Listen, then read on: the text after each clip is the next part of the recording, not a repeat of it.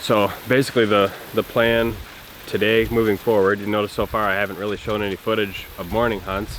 That's because I really haven't been hunting mornings. One, because it gives me some time to edit and export videos, but also on some of these locations that I'm trying to hit, a lot of them are very pinpoint locations that I'm basically getting into and then trying to confirm once I'm there what the sign looks like. So from a morning perspective, it's be really tough to get in there without kind of screwing it up, not knowing what it looks like exactly.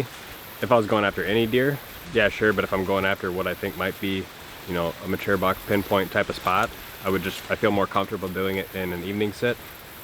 And so right now, today, we're really close to the area that Aaron and I were set up 2 days ago. And this spot sets up pretty well for this wind. It's again one of those spots where we're not really walking that far in terms of horizontal distance, but vertically we're doing a lot in a short amount of distance. And this thing's got water separating public access, it's got steep hills, looks like cliffs vertically, and we think the deer might be bedding up on the top of those cliffs, on top of kind of like an oak flat. And that bedding all just kind of drains up into a field that looked like it had some CRP, maybe some alfalfa, corn, we don't exactly know.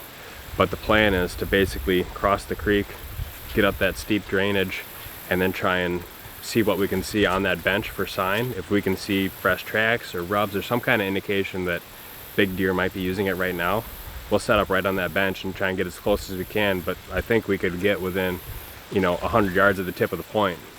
And if we don't see what we want there, then we'll just have to back around and kind of make a big loop to get up to where that CRP is. And then once we're up there, we can kind of evaluate what that sign looks like and see where we can set up as that drainage kind of empties up into there.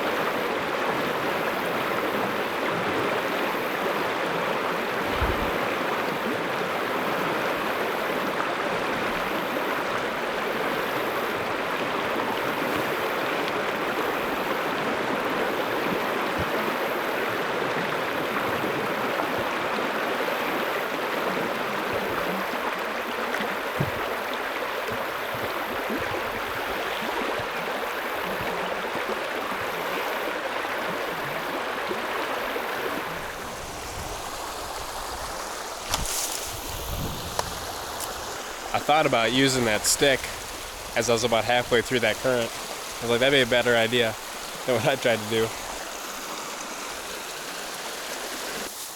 We'll keep that stick for the way back. Yeah.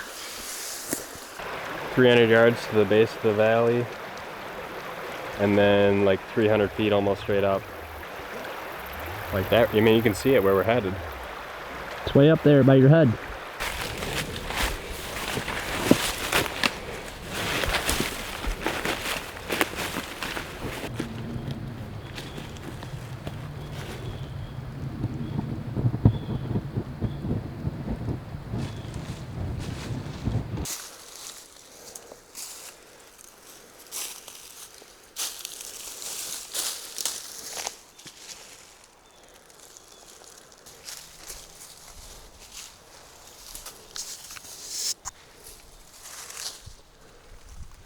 We just got to the top of this big 300-foot bluff, and I can see a faint trail there already just running on the top of the bluff.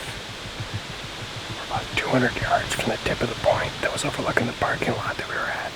So we're just gonna kind of slowly sneak in the woods and just see what we see for sign that we might be able to set up on.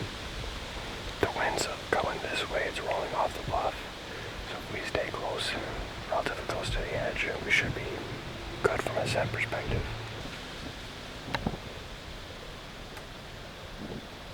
What's a buck? What? I couldn't tell. I just saw it for a sec. It stopped. It's gotta be pretty close. I see it. It's a little one, like a fork.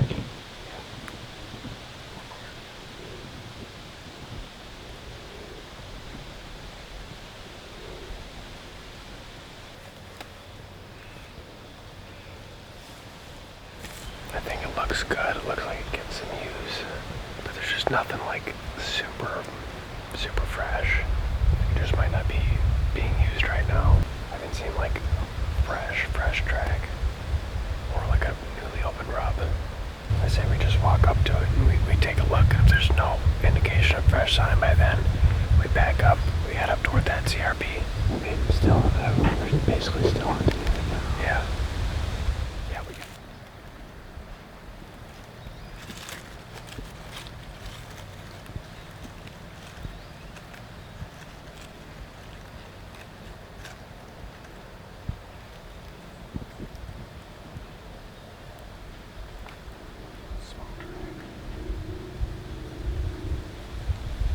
I'm just not liking the sign. I mean, if there was a deer bedded there, this would be a really good setup, but there's only one spot where they pretty much come down that ridge. But there's just no indication that there's a big buck there. The only tracks we've seen are at the biggest, like 3 finger wide. And for the amount of like white oak trees that we have up here, I'd expect to see a lot more sign in general. So I think we're just gonna backtrack to where we first came up the valley and kind of still hunt our way up that drainage, getting closer to that CRP.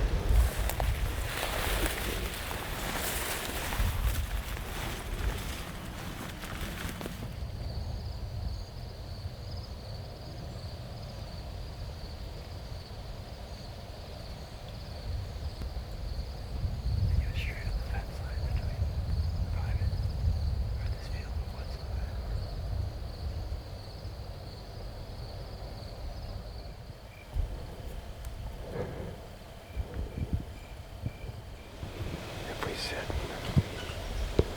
we sit right here, we'd be able to observe a lot about this field, that trail, and anything coming off to the left of us.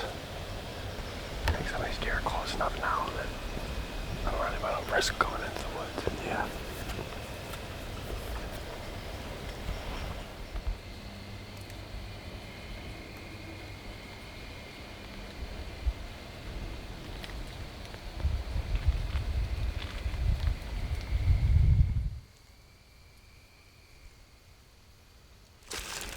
That's about all the camera light we got in here.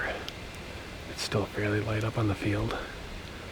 I want to, before we leave, just walk up to that field and just glass the rim and see if we see any deer, and if so, where they probably came out from and where they're probably bedding then. Mm-hmm.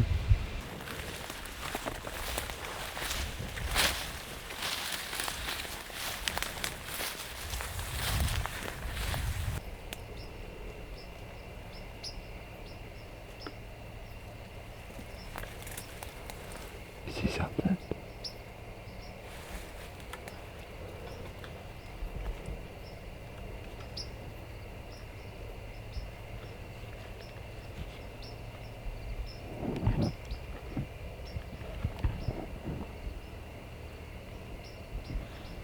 You see one?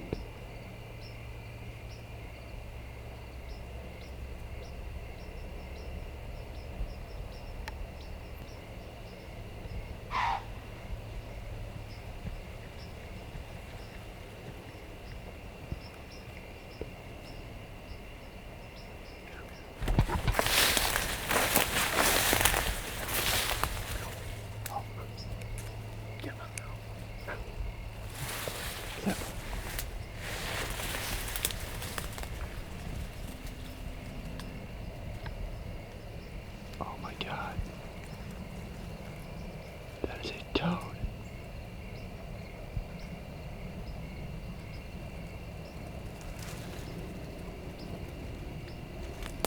That's a giant.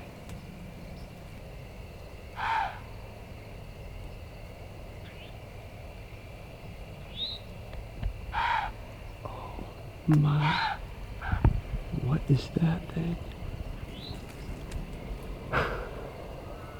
When I just popped around the corner of all this brush, I could see his ragged just sitting there, right on the edge of the field.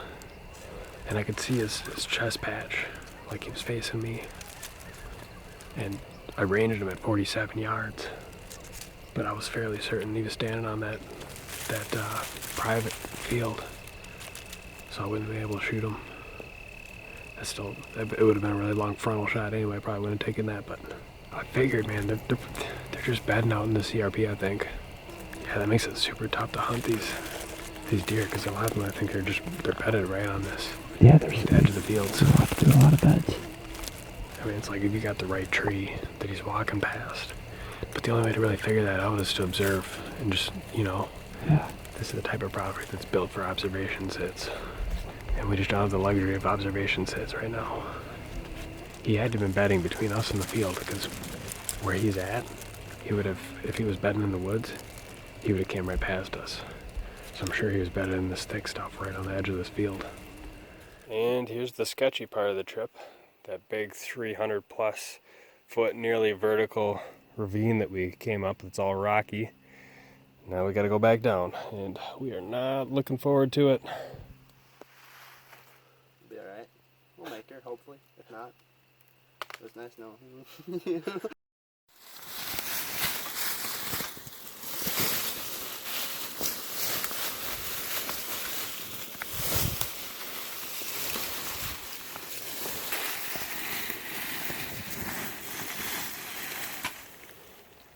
Oh yeah, the bottom. Can you see it yet, or just hear it? I'm imagining it, I think.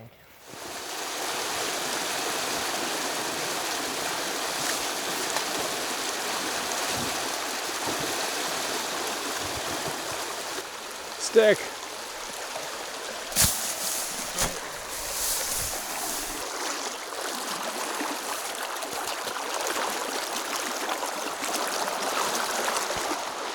This is hard with one hand.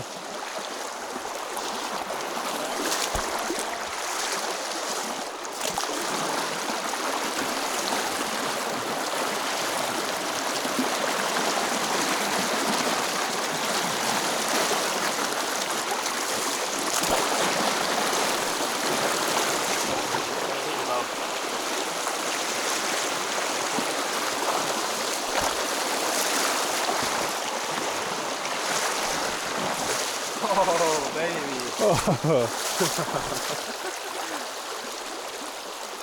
baby. Yep. Overall, when we went into that spot, number one, we were assuming that the deer were bedded on that point and that ridge for that leeward side wind. But once we got up there, we definitely saw a sign, but it just wasn't fresh. Like, you could see the clear trail where a buck that, you know, if he were bedded there, would have taken out just under the crest of that hill to be able to then work up into that field. But we just didn't really feel comfortable with just the age of the sign, so then we ended up just kind of still hunting up to that field. And there's like a layer of CRP between the alfalfa, which is private, and the woods that we were in. And so once we kind of popped into that that CRP, there's a lot more trails. There was beds absolutely everywhere. We saw probably dozens of beds, and we just kind of poked out to the alfalfa just to see. And already we saw two does out in the field, and you know, it was already late. It was like probably 6:15, 6:30 at that point. It took a long time to get set up there. But then we eventually just went down kind of into the low spot of the CRP where the woods kind of funnel up. And we sat there next to a trail. Once it started to get pretty dark, like low camera light, I had zero confidence in that spot. So we just went up to the edge of that alfalfa and just basically see what was in there, just for knowledge. And as I rounded the corner through the CRP of like a bunch of brush that's still on public, and it pretty much borders that alfalfa. As soon as I rounded the corner of that brush, I just saw a big rack just sticking up out of the top of that CRP. What we essentially think that buck was doing, he wasn't bedded in the woods, we don't think, because if he was bedded in the woods, we would have seen him go past us, or he would have winded us or something. We think that probably on a north wind, he's probably sitting right on the edge of that field, right in that brush, and he's probably smelling the stuff from the woods, and he can see out in the field. And on any other wind, like what we had today, my guess is he's probably just backed up into the CRP, maybe 20, 30 yards or something like that. So he might not be right on the field edge, but he's probably in the CRP somewhere, which means he would be really hard to set up on unless we had access to the field for number one, and probably would take a couple observation sits from a distance to kind of glass and see what a deer like that is typically doing for a given wind, and we just don't have that luxury.